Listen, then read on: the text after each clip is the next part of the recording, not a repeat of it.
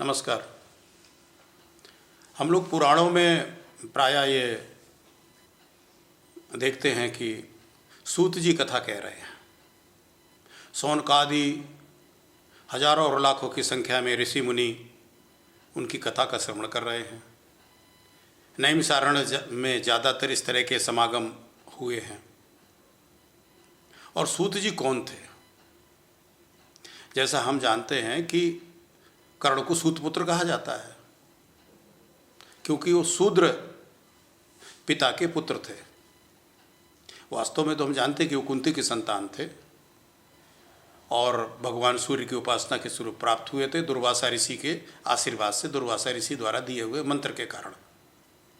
लेकिन पालन पोषण चूँकि राधे नाम के एक सूत ने उनका किया था, जो रथ चलाता था, सारथी जिसे कह सकते हैं। और उस काल में ये कार्य शूद्र करते थे। शूद्र को ही सूत कहा जाता है। कुछ लोगों को सुनकर के जो वर्ण व्यवस्था को लेकर के तरह तरह की बातें करते रहते हैं कि साहब शूद्रों के साथ ये अन्याय हुआ, वो अन्याय हुआ। उन्हें पता नहीं ये जानकर के संतोष होगा या उनकी आंखें खुलेंगी या नहीं कि वो जो सूत महाराज थे, जो शूद्र वंश में उत्पन्न हुए थे, उनसे सुनने के लिए हमारे संत महात्मा और मूर्धन्य विद्वान सारे तीर्थों में एकत्र होते थे और उनसे आग्रह करते थे भगवत कथाओं के प्रसंगों को सुनाने के लिए। ये जो सूत महाराज थे, ये थे कौन? व्यक्ति के स्वभाव में परिवर्तन संभव है, व्यक्ति की परिस्थिति में भी परिवर्तन संभव है।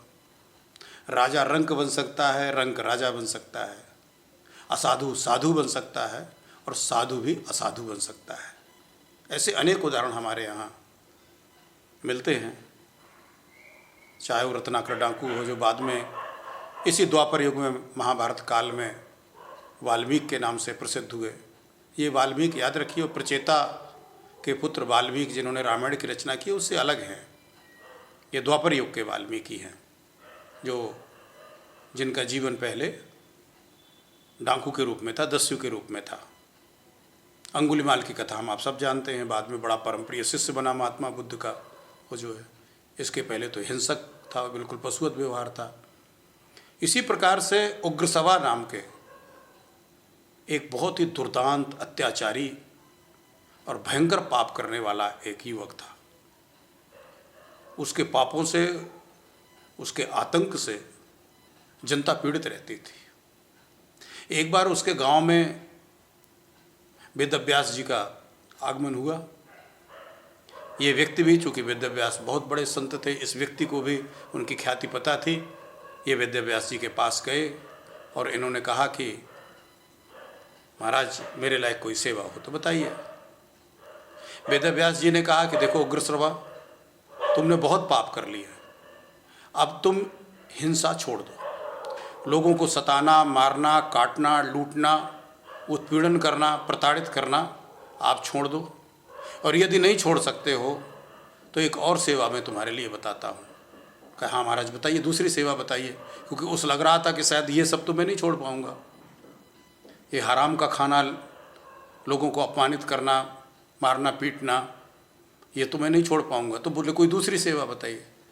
तो बोले फिर दूसरी सेवा यह है आपके लिए उग्रश्रवा कि आप अभी मेरा वध कर दो। तो सुनकर के तो उग्रश्रवा भौचक हो गए, अवाक रह गए। ये तो कल्पना नहीं की थी कि इतना महान ऋषि वेदव्यास इस बात को कहे कि या तो तुम अपनी वृत्ति छोड़ दो या फिर मेरी हत्या कर दो।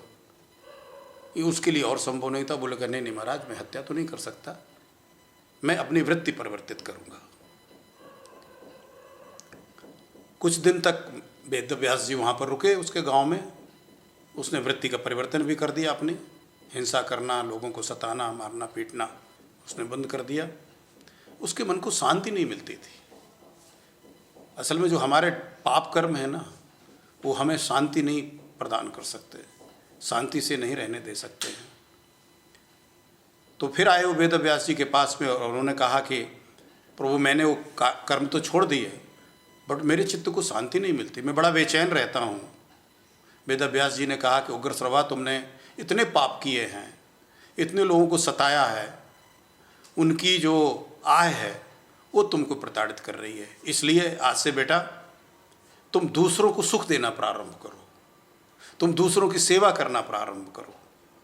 उसी से तुम्हारे मन को शांति मिलेगी। तुम्हारे कर्तव्यों से, तुम्हारे कार्यों से, तुम्हारी सेवा से जब दूसरों को सुख की प्राप्ति होगी, दूसरों को मन को शांति मिलेगी, तो तुम्हारे मन को स्वतः ही हो जाएगी।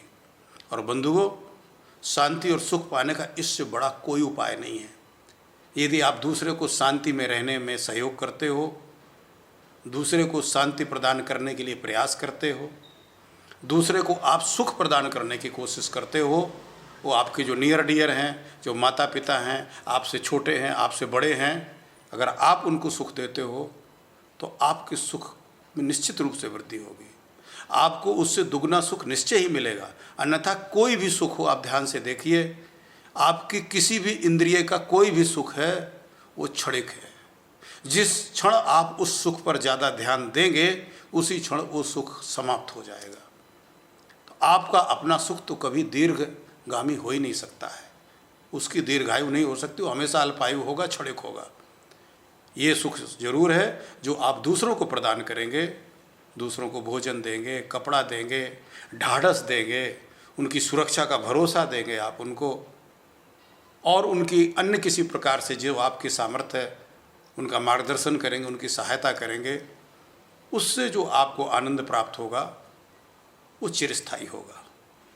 और वही उग्रश्रवा जो इतना कुख्यात बदमाश था, शूद्र वंश में उत्पन्न था, वही उग्रश्रवा दूसरों की सेवा करते हुए, दूसरों के लिए शांति का मार्ग खोजते हुए, दूसरों के लिए शांति का प्रयास करते हुए एक दिन सूत नाम के ऋषि के रूप में प्रसिद्ध हुए। और उन सूत ऋषि से इस राष्ट्र के बड़े बड़े सनातनी संतों ने भगवत कथाओं का श्रवण किया। जय हिंद, जय भारत।